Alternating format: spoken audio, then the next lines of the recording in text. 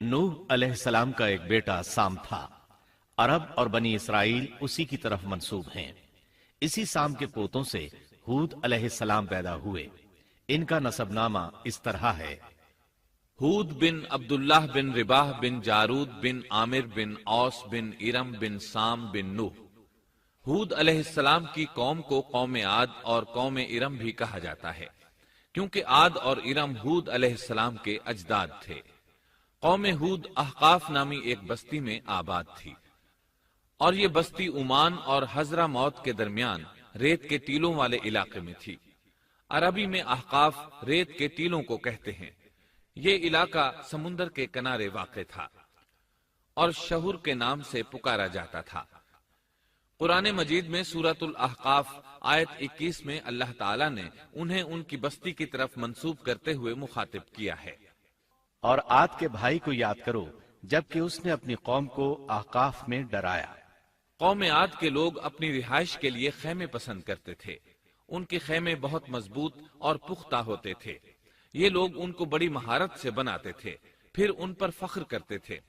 अल्लाह ताला सूरतुल फज्र आयत 6 ता 8 में फरमाते हैं, क्या आपने नहीं देखा कि आपके रब ने आद के साथ क्या किया, जो नस्ल इरम से थे, सुतूनों वाले थे, जिनके मानंद कोई कौम दुनिया के मुमालिक में पैदा नहीं की गई।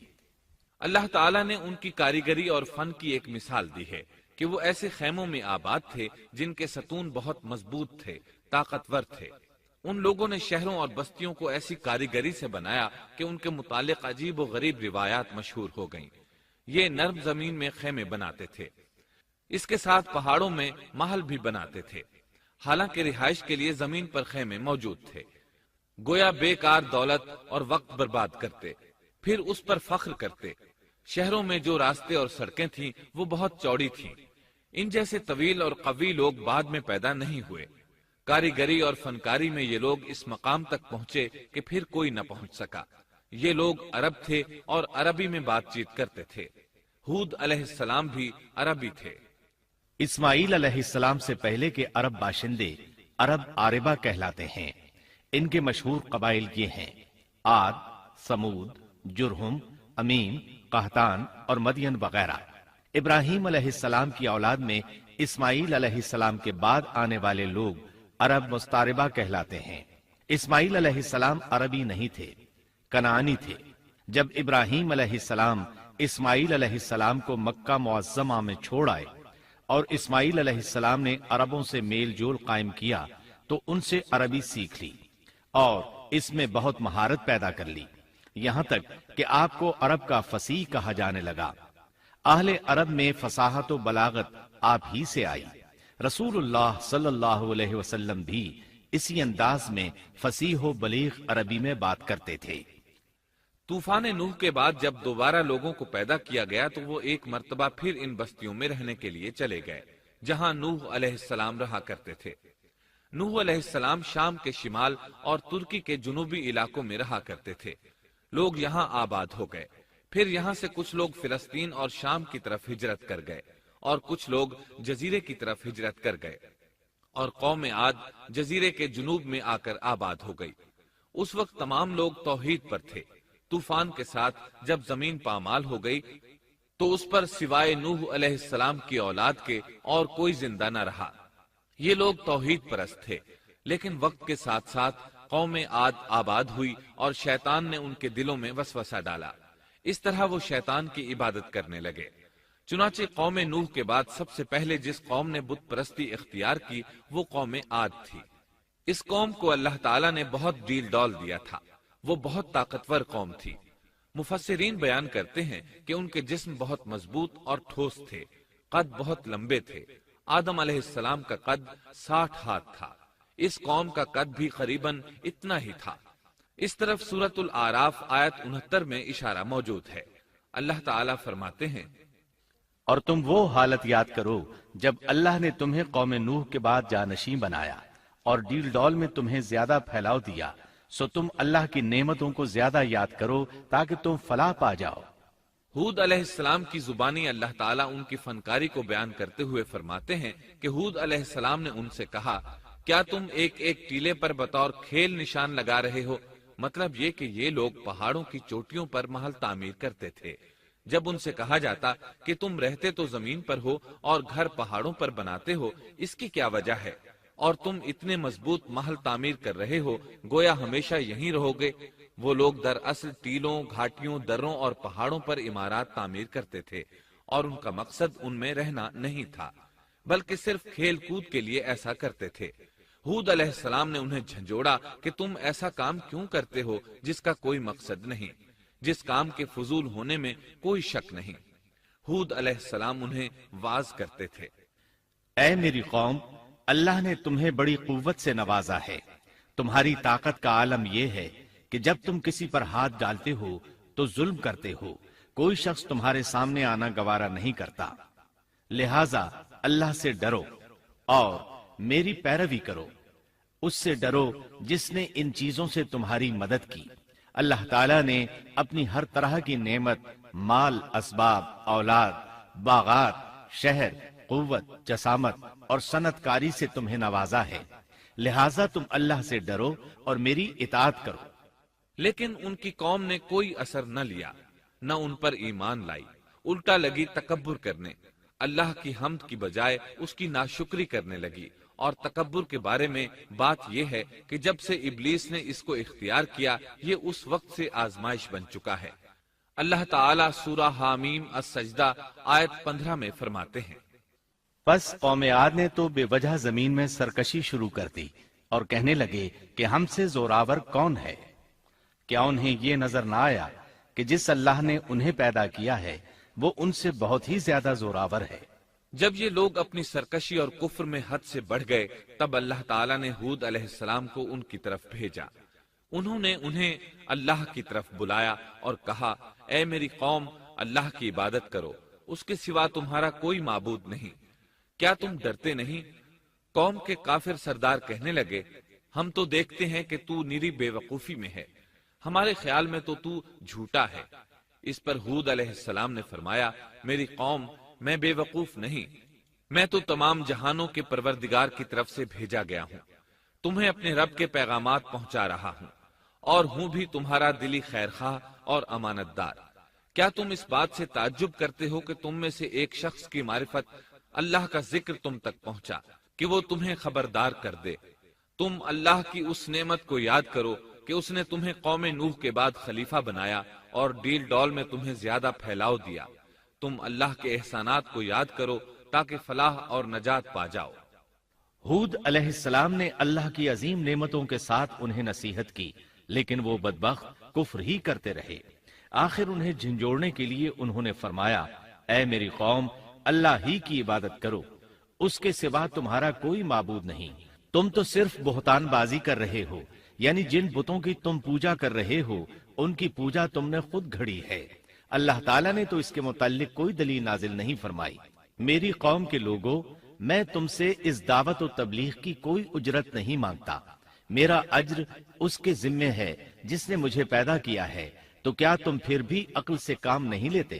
اے میری قوم کے لوگوں، اپنے رب سے گزشتہ گناہوں کی معافی طلب کرو، آئندہ گناہوں سے توبہ کرو، تاکہ وہ برسنے والے بادل تم پر بھیج دے اور تمہیں طاقت میں اور بڑھا دے، تاکہ تم گناہگار ہونے کے باوجود روگردانی نہ کرو۔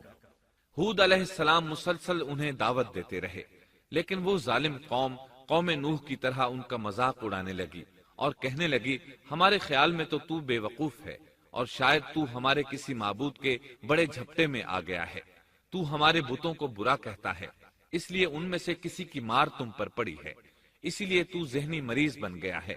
وہ ظالم لوگ چونکہ آخرت پر ایمان نہیں رکھتے تھے اور دنیا میں خوشحالی کی زندگی بسر کر رہے تھے اور تھے بھی اپنی قوم کے سردار، اس لیے اپنے ماتحتوں سے کہنے لگے، یہ تو تم جیسا ہی انسان ہے، وہی کچھ کھاتا ہے جو تم کھاتے ہو اور پیتا بھی وہی کچھ ہے جو تم پیتے ہو۔ اب اگر تم نے اپنے جیسے انسان کی اطاعت قبول کر لی تو سخت خسارے میں رہو گے۔ کیا یہ تمہیں اس بات سے دھمکاتا ہے کہ جب تم مر کر خاک اور ہڈیاں بن جاؤ گے تو پھر زندہ کیے جاؤ گے؟ ہرگز نہیں، یہ بات امکان سے باہر ہے جس کا وعدہ تم سے کیا جاتا ہے۔ یہ زندگی تو صرف دنیا کی ہے، ہم مرتے جیتے رہتے ہیں، ہم پھر نہیں اٹھائے جائیں گے۔ یہ تو وہ شخص ہے جس نے اللہ پر جھوٹ باندھا ہے، ہم اس پر یقین کرنے والے نہیں۔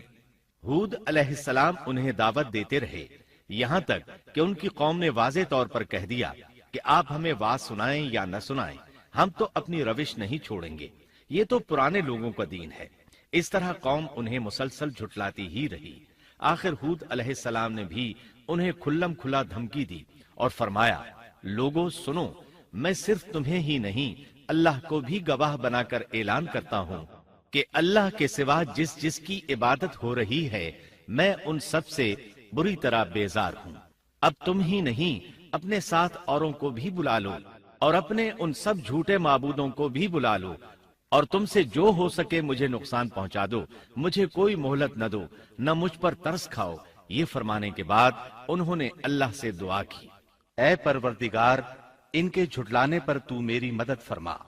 اللہ کی طرف سے آپ کو جواب ملا، یہ تو بہت ہی جلد اپنے کیے پر پچھتانے لگیں گے۔ اللہ کے نبی کا انکار کرنے، اس سے بغض رکھنے اور اس کا مذاق اڑانے والوں کا انجام کیا ہوا؟ اللہ نے انہیں ایسے زناٹے کی آندھی سے تہس نہس کیا کہ جس کی تاریخ میں مثال نہیں ملتی۔ اللہ نے ان سے بارش روک لی، اس سے خشک سالی کی کیفیت پیدا ہو گئی، درخت اور پھل ختم ہو گئے، وہ لوگ بارش کی خواہش کرنے لگے۔ اسی حالت میں ایک دن اللہ نے انہیں عذاب دینے کا ارادہ فرمایا۔ انہوں نے دیکھا ایک سیاہ بادل ان کی طرف بڑھ رہا ہے، خوشی سے اچھلنے لگے، کہنے لگے یہ بادل ہم پر برسنے والا ہے، جبکہ ان کا خیال غلط تھا۔ دراصل ابر کی صورت میں یہ وہ قہر الہی تھا جس کے آنے کی وہ جلدی مچا رہے تھے۔ وہ عذاب ان کی بستیوں کی تمام چیزوں، پھلوں، خیموں، درختوں کو تہس نہس کرتا ہوا آیا۔ اسے اللہ کا یہی حکم تھا۔ آندھی اس قدر زبردست تھی کہ پہاڑوں پر ان کے تعمیر کردہ محلوں تک کو اڑا لے گئی۔ مجرموں کا یہی بدلہ ہے۔ اللہ تعالیٰ سورۃ الزاریات آیت 41 اور 42 میں فرماتے ہیں، اسی طرح عادیوں میں بھی ہماری طرف سے تنبیہ ہے، جبکہ ہم نے ان پر خیر و برکت سے خالی آندھی بھیجی، وہ جس جس چیز پر گرتی تھی اسے بوسیدہ ہڈی کی طرح چورا چورا کر دیتی تھی۔ اس آندھی نے ہر چیز کو فنا کر کے رکھ دیا۔ اللہ تعالیٰ ان کی تباہی ایک جگہ ان الفاظ میں بیان کرتے ہیں، قوم عاد نے بھی جھٹلایا، پس کیسا ہوا میرا عذاب اور میری ڈرانے والی باتیں۔ ہم نے ان پر تیز و تند مسلسل چلنے والی ہوا ایک لگاتار منحوس دن میں بھیج دی، جو لوگوں کو اٹھا اٹھا کر دے پٹکتی تھی، گویا کہ وہ جڑ سے کٹے ہوئے کھجور کے تنے ہیں۔ پس کیسی رہی میری سزا اور میرا ڈرانا۔ یقیناً ہم نے قرآن کو نصیحت کے لیے آسان کر دیا ہے، پس کیا ہے کوئی نصیحت پکڑنے والا؟ ایک تیسرے مقام پر اللہ نے ان کی ذلت اور رسوائی کا ذکر یوں کیا ہے، قوم عاد بے حد تند اور تیز ہوا سے غارت کر دی گئی۔ وہ ہوا ان پر برابر لگاتار 7 رات اور 8 دن تک اللہ کے حکم سے چلتی رہی۔ آپ وہاں ہوتے تو دیکھتے کہ وہاں لوگ یوں چاروں شانوں چٹ گرے پڑے ہیں جیسے وہ کھجوروں کے کھوکھلے تنے ہوں۔ کیا ان میں سے کوئی بھی آپ کو باقی نظر آ رہا ہے؟ ہود علیہ السلام کو اللہ تعالیٰ نے اپنی رحمت سے نجات دی۔ باقی تمام جگہوں پر تباہی تھی، لیکن جس جگہ ہود علیہ السلام اور ان کے ساتھی تھے اس طرف یہ ہوا پھٹکی بھی نہیں۔ کہا جاتا ہے کہ ایک باڑ تھی جس میں ہود علیہ السلام، حیوانات، چوپائے اور ان پر ایمان لانے والے تھے، اور آندھی نے ہر چیز کو فنا کر ڈالا۔ اللہ تعالیٰ سورہ آراف آیت 72 میں فرماتے ہیں، غرض ہم نے انہیں اور ان کے ساتھیوں کو اپنی رحمت سے بچا لیا اور ان لوگوں کی جڑ کاٹ دی جنہوں نے ہماری آیتوں کو جھٹلایا تھا اور وہ ایمان لانے والے نہ تھے۔ اسی طرح سورہ ہود میں اللہ فرماتے ہیں، جب ہمارا حکم آ پہنچا تو ہم نے ہود کو اور ان کے ساتھیوں کو اپنی خاص رحمت سے نجات دی۔ ہم نے ان سب کو سخت عذاب سے صاف بچا لیا۔ یہ تھے قوم عاد کے لوگ جنہوں نے اپنے رب کی آیتوں کا انکار کیا اور اس کے رسولوں کی نافرمانی کی، اور ہر ایک سرکش نافرمان کے حکم کو مانا۔ دنیا میں بھی ان پر لعنت لگا دی گئی اور قیامت کے دن بھی۔ دیکھ لو، قوم عاد نے اپنے رب سے کفر کیا، ہود کی قوم عاد پر لعنت ہو۔ اس طرح قوم عاد تباہ ہو گئی۔ ان کے بعد مومنوں نے ان کے باقی بچ جانے والے مکانات پر قبضہ کر لیا اور وہاں رہنے لگے۔ پھر ہود علیہ السلام نے حضرہ موت میں وفات پائی۔